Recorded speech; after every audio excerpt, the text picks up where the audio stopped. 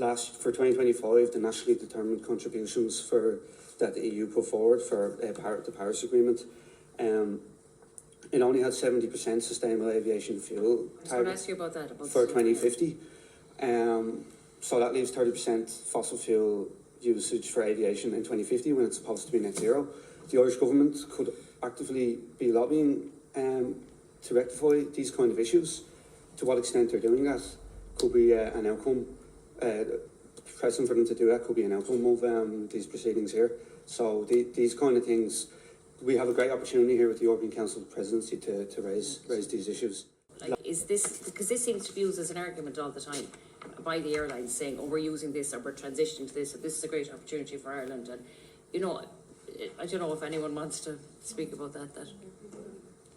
Well, just on SAFs, SAFs are extremely useful as a technique for delaying mitigation of aviation emissions. It's their primary function. It's a bit like carbon capture and storage in the wider energy sector. They don't have any material practical impact on the ground and haven't had to date, but the possibility that they might have in the future is used as a rhetorical argument against taking action now. But that's completely reversing cause and effect.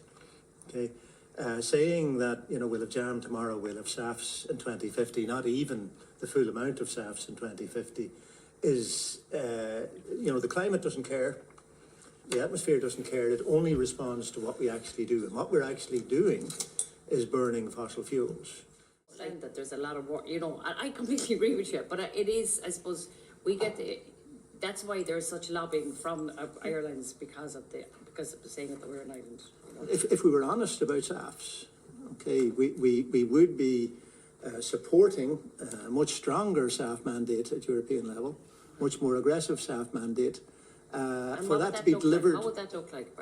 It means an earlier, higher proportion of SAFs, with a focus particularly on the so-called e-SAFs. The bio-SAFs have hugely negative environmental consequences. So the e-SAFs, the ones that are produced by synthesizing kerosene, essentially using, if you can get hold of it, zero carbon electricity. The problem is that right now there's so little availability of the electricity to make, of really low carbon electricity to make SAFs,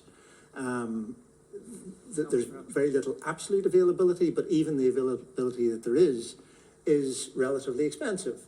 And that, if the airlines were forced to achieve those SAF levels, they would have to pay what it costs. Okay, and they see that as impacting on their bottom line, and they're absolutely correct. But there's no way of actually squaring that. It's highly concerning that there's not enough emphasis on non-CO2 effects as well, because that constitutes 2/3 of aviation's emissions impact. So there's a focus on CO2, but that's only 1/3 of the impact, and SAFs don't actually mitigate for the non-CO2 effects. And that includes contrails, nitrous oxides, and certain emissions in the very sensitive part of the climate system at the maximum altitudes. So this is another thing that the airlines, etc., haven't really talked about, and that'll be highly concerning for the future projections of how aviation traffic is going to increase. Thank you.